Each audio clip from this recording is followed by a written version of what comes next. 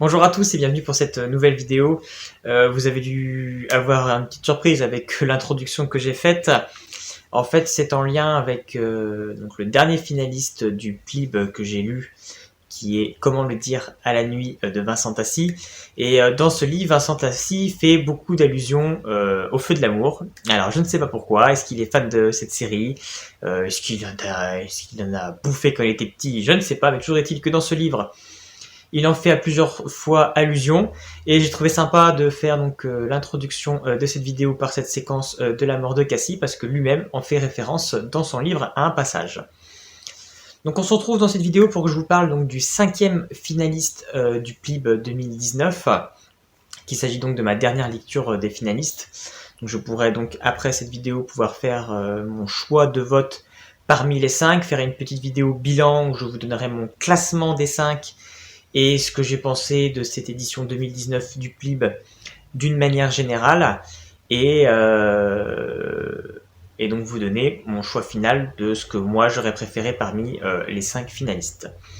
Mais cette vidéo est là pour parler de Comment le dire à la nuit de Vincent Tassi, paru aux éditions du Chat Noir. Je vais essayer de vous faire un résumé de l'histoire, même si c'est pas forcément évident finalement de résumer ce livre, parce que finalement on va suivre plusieurs personnages et c'est au fil du récit qu'on va comprendre qui ils sont les uns par rapport aux autres et pourquoi ils sont là. Donc c'est assez compliqué finalement de faire un résumé du livre sans finalement spoiler le roman. Pour faire simple, on va suivre une femme qui au début est avec un garçon, et on comprend que le garçon fait comme s'il était perdu, comme s'il était quelque part un peu amnésique.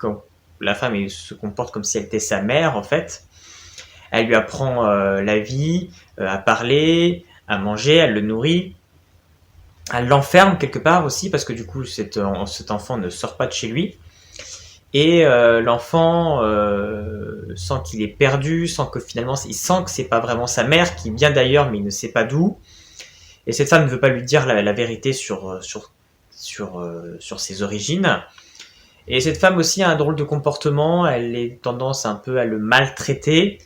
Et voilà, on a du mal, même moi j'ai du mal finalement à comprendre un petit peu cette femme qui a des drôles d'ambitions pour le monde, qui au fait qu'on comprend qu'elle veut, à travers ce garçon, lui inculquer quelque chose et en faire qu'il apporte quelque chose au monde, qui va changer le monde et qui va pouvoir rendre le monde tel que elle le perçoit et qu'elle aimerait qu'il soit. Et finalement, ce jeune garçon qui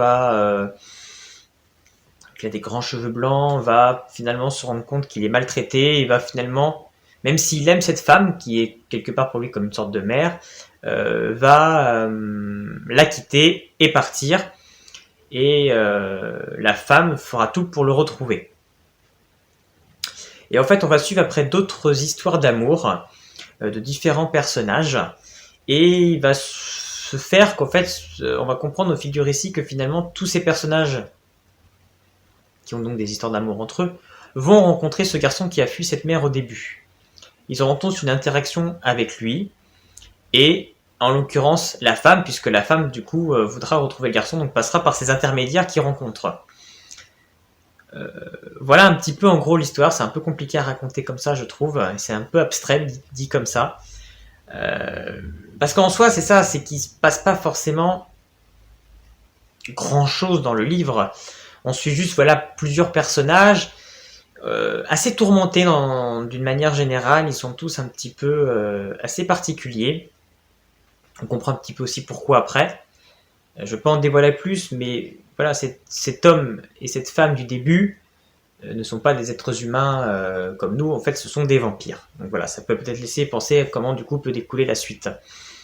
Et tous ces personnages qu'on va suivre, c'est vrai qu'ils sont un petit peu tourmentés quelque part, ont des amours des fois un peu impossibles, et ils sont donc pris dans cette spirale finalement de cette recherche de cette femme, de ce garçon et de ce garçon qui fuit cette femme. Et tout ça est pris dans cette espèce de spirale, et on avance dans le récit où en fait on va comprendre les époques, parce qu'on a différentes époques, mais qui vont finalement se chevaucher et se rencontrer sur un point final qui va permettre donc un final où toutes ces époques vont pouvoir se réunir, où du coup on va avoir un final où on va comprendre qui sont les personnages entre eux, quelle identité cachent réellement, et qui ils sont vraiment. Pour parler d'une manière générale du livre, voilà, moi je n'ai pas accroché plus que ça à ce roman, tout simplement parce que je suis pas forcément fan de ce genre d'histoire. C'est quand même très romance et au final il se passe pas forcément, comme je le disais, pas forcément grand chose. On suit finalement ces histoires de vie. J'ai eu beaucoup de mal finalement à m'attacher à n'importe quel personnage, à comprendre vraiment les buts et les enjeux. Je trouvais que j'avais du mal à m'attacher. Ils étaient assez pour moi, je sais pas comment dire, mais voilà, j'avais du mal à m'identifier à eux ou à comprendre forcément leur motivation. Il y en a certains un peu désespérés de la vie. Voilà, tout ça, ça fait que j'ai eu du mal à rentrer dans l'histoire. Et le fait de ne pas m'attacher forcément aux personnages et à ce qu'ils vivent font que forcément, à un moment donné, je rentre pas dans le récit, donc je décroche. Néanmoins, contrairement par exemple à la fille qui tressait les nuages, ou quand j'avais fait la vidéo, j'avais dit tu lis le début, tu lis la fin, t'as lu l'histoire. Là, je trouve que néanmoins, voilà, contrairement à la fille qui tressait les nuages où j'ai sauté des chapitres à la fin parce que voilà, j'en pouvais plus. Là, j'ai quand même tout lu, et malgré tout, t'es obligé de tout lire si tu veux comprendre l'histoire, parce que si tu sautes des parties, tu vas pas comprendre qui sont les personnages et pourquoi ils en sont là.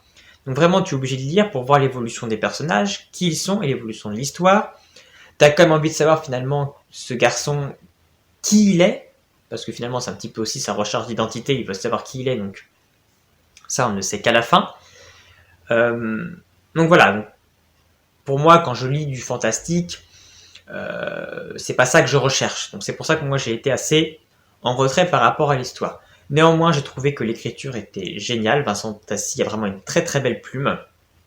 Il écrit vraiment très bien et il arrive à décrire les choses vraiment avec poésie et poétique et vraiment très bien tourné. Après,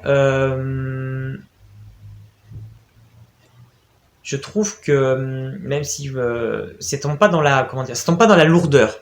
Voilà, c'est vrai qu'il y a de la description, etc. Mais tout est fait, c'est tellement décrit de manière fluide que ça passe et c'est très joli et c'est très beau. Je trouve que c'est un roman en fait très très adulte quelque part sur le ton.